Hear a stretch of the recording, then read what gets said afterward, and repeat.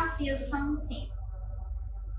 Have you ever found yourself saying yes even when every part of you wanted to say no?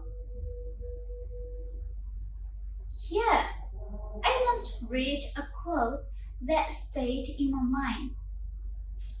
Paulo Coelho said, when you say yes to others, make sure you are not saying no to yourself. At first, I thought, yeah, sounds wise. But I didn't really understand it until I lived it myself. There was a time when I said yes to almost everything. Yes to joining activities, yes to helping someone with their tasks, and yes to going out even when I was tired. At first, it felt good. I thought being available for everyone meant I was kind, supportive, and a good friend. But slowly, I felt exhausted. My schedule wasn't mine anymore. I was busy doing things for everyone, and I barely had time or energy felt for myself. One day, I realized I was taking care of everyone except myself. That's when I learned saying no is not selfish, it is self respect.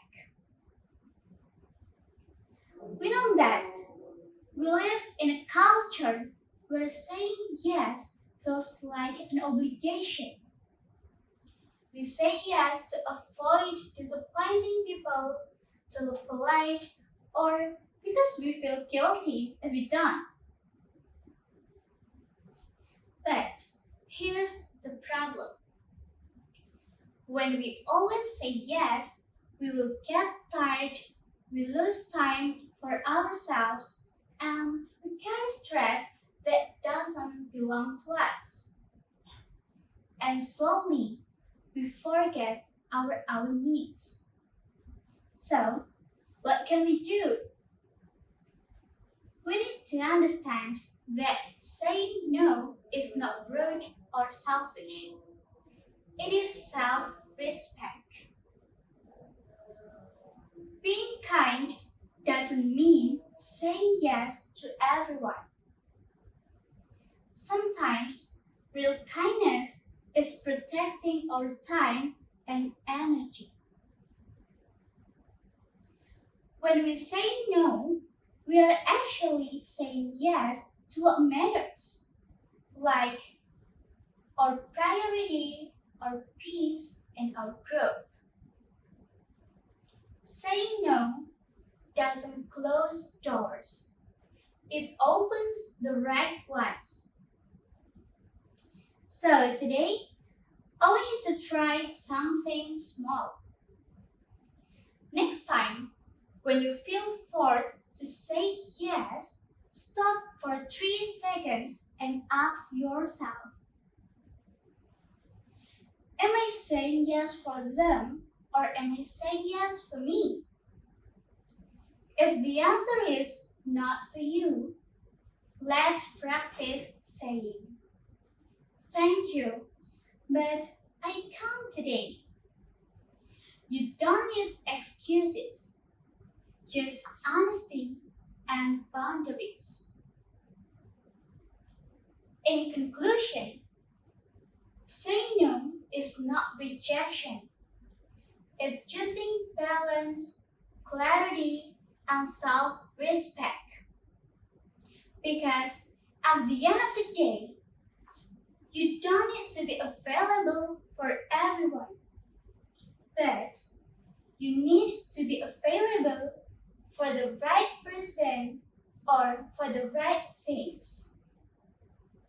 And remember, When we always say yes to others, you might be saying no to yourself. Let's choose wisely. I'm Dhanya Kinanti. Thank you very much for your attention. See you next time.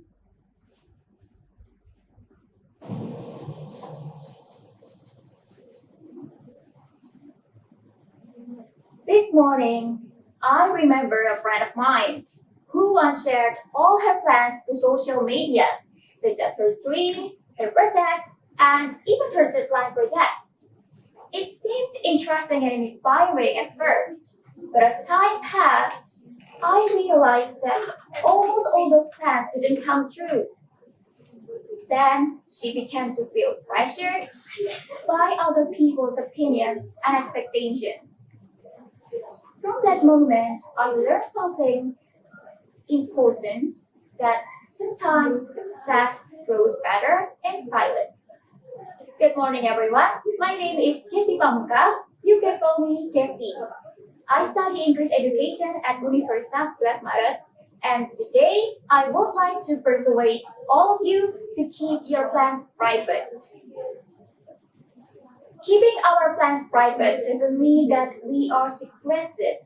Instead, it means that we are strategic because we anticipate the consequences and try to avoid failure. I need you to keep this in your mind. Therefore, there are three main reasons why we should keep our plans private: focus, protection, and power. First, focus. When we keep our plans private, we also keep our energy to stay focused on our plans, not on other people's opinions. And we don't have to waste our time to explain our plans. Instead, we need to invest our time on execution. Second, protection. By keeping our plans private, we also protect our mental and emotional stability from negativity like jealousy, judgment, and other unnecessary pressure. Imagine your goals as a seed that needs time to grow in silence before the world can see the flower. Third, power. By keeping our plans private, we can also gain the power of control and confidence to achieve our goals. We can gain the power of control because we can control ourselves to not share our plans to others, and we also gain the power of confidence because we can avoid the negativity and stay optimistic. In fact, those who act first and speak later achieve their goals better than those who don't. In conclusion, keeping our plans private strengthens our focus, our protection, and our power to make our plans real. Some people might say, but I feel more motivated when I share my plans with others. Yes, sometimes it does, but often it only gives a false sense of achievement, as if sharing our plans is the same as achieving goals. Based on this conclusion, let's keep our plans private and let the results speak louder. Thank you. Hello everyone, good afternoon. So before I gonna persuade you about something, I wanna ask you something. So how many of you check your phone after you wake up? Wow, that's a lot. Well, honestly, me too. So every morning, the same things happen. My alarm rings, and before my eyes are even open, my hand searches for my phone. I tell myself it's just to check the class group chat. Maybe today lectures got cancelled. But it never stopped there. One message leads to another. 5 minutes in, I'm already tired. And I haven't even gotten out of my bed. That's when I started to trying something different. Before I doing anything, I just sit 30 quiet seconds. No phone, no rush, just breathing. And that tiny pause change everything. Here's why it might change your morning too.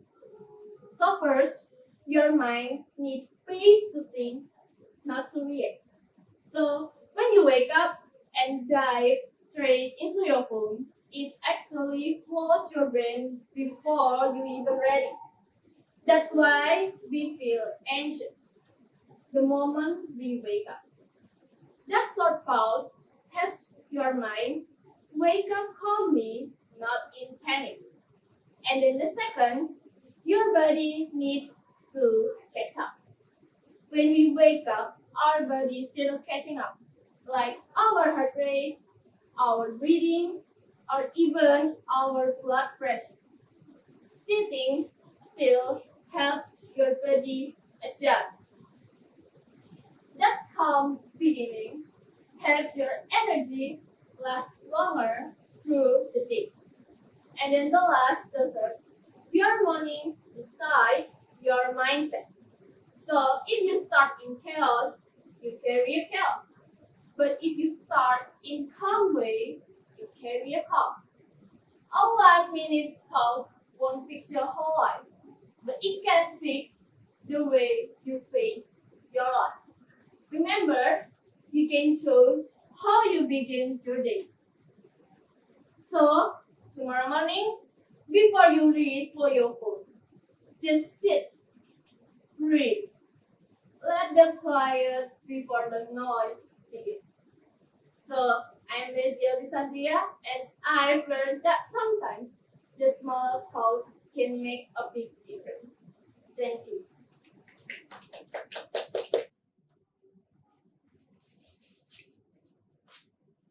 Hello everyone! Imagine, in one chilling nice day, you found out that your picture, your personal data, your private chat, or even your e-wallet account got leaked into public. How's you feel? It's scary, right? I mean, this can be happen not because the hackers that steal your data and leak it into public very skilled. I mean, this may be because we often don't protect our own data properly. Therefore, protecting our personal data is our responsibility, not the government responsibility or the tech company that we buy the technology. Hello everyone, my name is Maulana Surya Mahindra.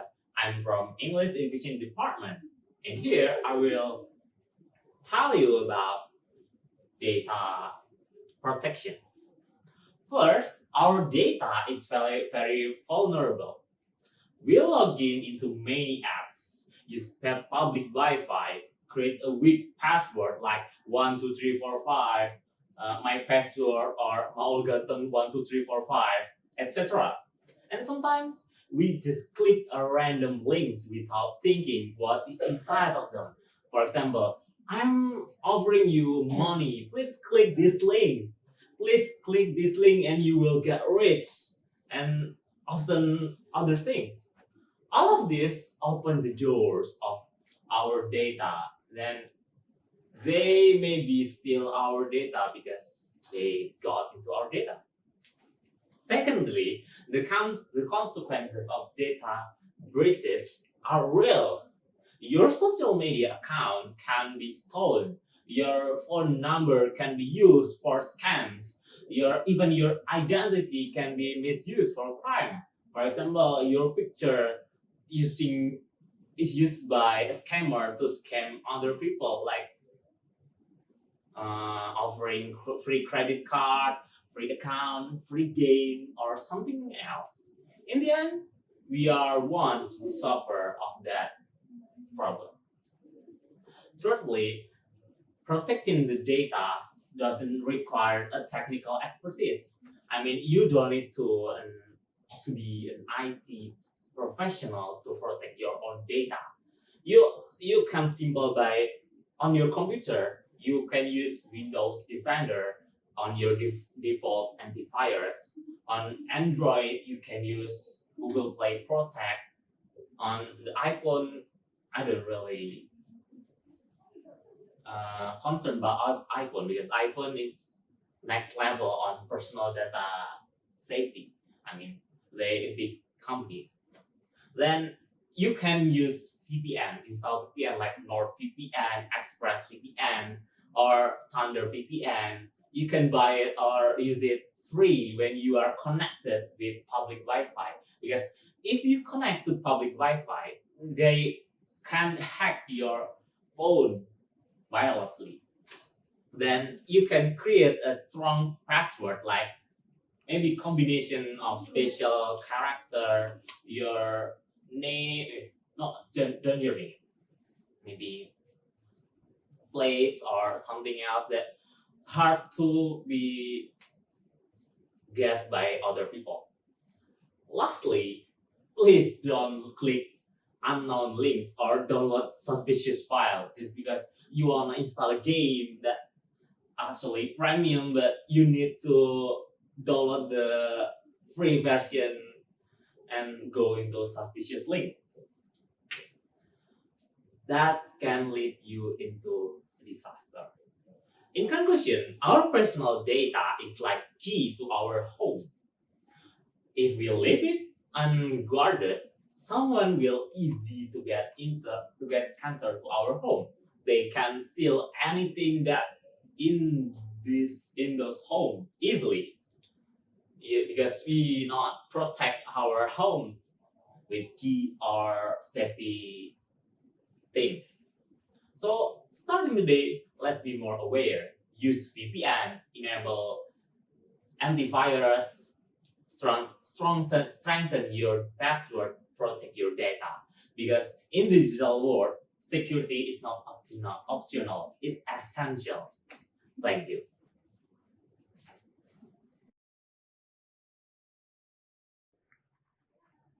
Greeting and introducing yourself is the most common human activity that you will do if you meet someone new or you meet your friends, like what I'm about to do. Hi everyone, my name is Rendy Oktavian Wijaya.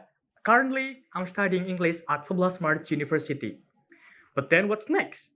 Do we just introduce ourselves and let the conversation going awkwardly? This reminds me of a story when I attended a cultural festival to commemorate the 97th the 97th Youth Pledge Day at Building F FKIP UNS. I was in the transit room with my band and chatting about our earlier performance when suddenly one of the committee members came in to clean their stuff because they will perform next. He started talking with my friends about the show, and I joined in because the topic caught my interest. Then we start talking about the earlier performance, and I I don't know, like my man told me that I need to introduce myself to this guy. So, hi, my name is Rendy. What is your name? And we become a friends afterwards. Then a bit later, two more guy entered the room because they want to grab their stuff. They rest there while packing their stuff, and suddenly my mind tell me that I don't want to make the room feel awkward. So I need to greet them. But how? I got nothing to say. I got no topics to talk. So what I do is just I approach them, I greet them and tell my name. Hi, my name is Rendy. What is your name? Then after that, the room become more alive. It feels like the atmosphere is become light, so that we become more comfortable. Just because I greet them, I feel like we become a friends shortly after that. And sometimes we face a moment of where we become awkward because there's no topic to talk about. Like there's nothing we can talk. Back to my story about that two guy. Suddenly they point about to my guitar. They talk about the guitar. We talk about the guitar with the show, with the performance. We talk about it for about 30 minutes. And guess what? I feel it felt really, really great. I feel like I got a new friends. Like we become a family. It's like sometimes the best conversation comes from the simplest thing around you. So maybe the next time you meet someone new, don't hold back. Just say hi, introduce yourself, and let things flow naturally. Because sometimes all it takes to start a great friendship is just one simple hi or hello. So don't overthink it, talk first and let it flow. Thank you.